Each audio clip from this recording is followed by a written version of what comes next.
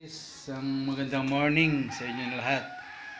So ngayon guys, yun ang ika-14 days sa aming quarantine. So nag-aantay naman kami ng medtech para magsagawa ng aming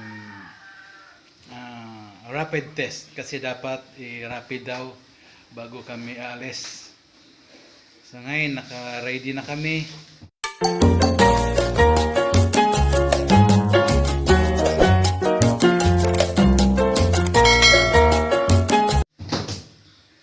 So thank you pala sa LGU Carmen, din sa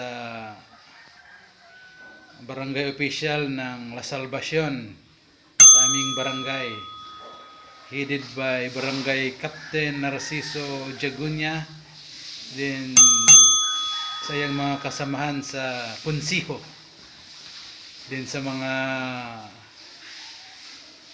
barangay tanod na nagbabantay sa amin, saka sa mga BHW na isa din sa mga nag-asikaso sa amin dito. So thank you sa inyong lahat, at nang kami ay makalaya na ngayon, sana maging okay ang aming result sa aming rapid test nang makauwi na kami sa aming bahay. So umuwi pala ako dito guys sa Bohol ngayon dahil sa nangyari sa aking tatay na noong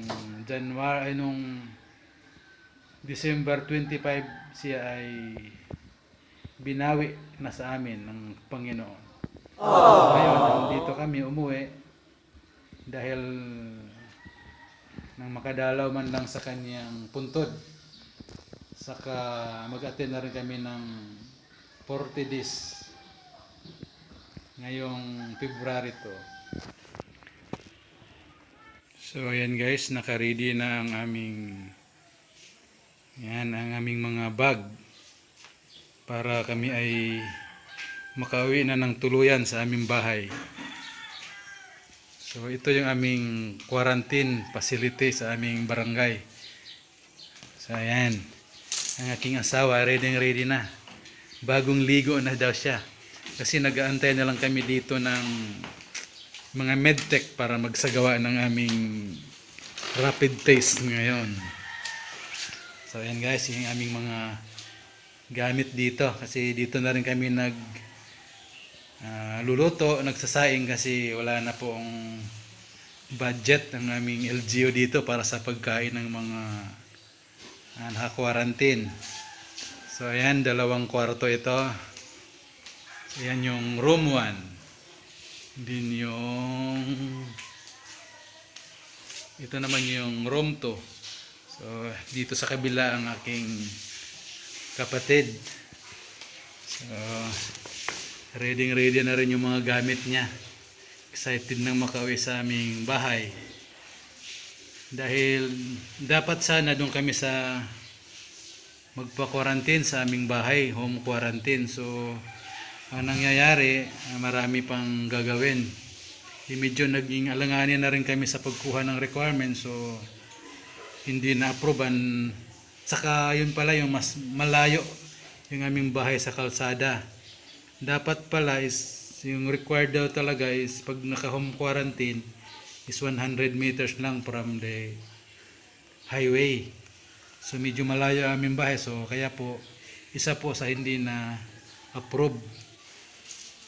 So yan guys, ito yung labas ng aming quarantine dito sa aming barangay. So yan, ready na ring sapatos para itamak-tamak sa Kalapukan kasi tag-ulan dito ngayon sa amin. So ayan yung mga BHW na nagbabantay sa amin. So ayan guys, inaantay na lang namin yung mga medtech. So sana medyo mas maaga para makauwi din kami ng maaga. Okay na mo tulog. Thank you. Nagumar. Paulian na ni sila. Kinaulian na dun mi ma'am. Thank you ma'am, thank you. Yan, ito yung bahay ni Kuya. Yan. Lalaya na kami ngayon sa aming Bye-bye, housemate! Ayan, ito yung mga magagandang mga binibini. Nababantay. Oh, gawas na ko.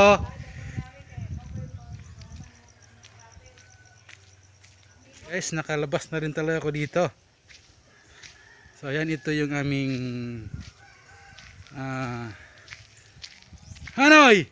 Okay na? Okay na, salamat kayo. Ada. Tuwa to, akong giadam. So yun guys, ito yung aming barangay chapel. So ayan, dito silbi ng matagal ang aking papa. So siya po ang chapel moderator dito sa amin.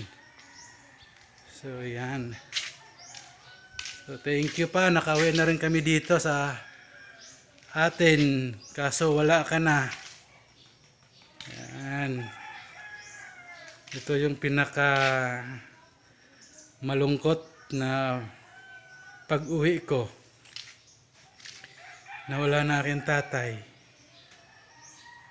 So napakasaya sana yung ganitong panahon na uuwi. So kaso first time namang umuwi na wala ng tatay. So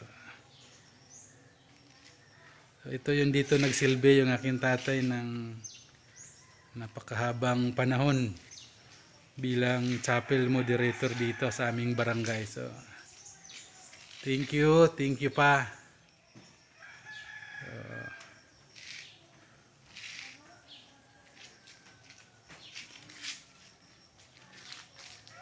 So ngayon pagkatapos naming umuwi doon sa aming bahay, so ang balak talaga namin is pupunta doon sa puntod ng aking papa.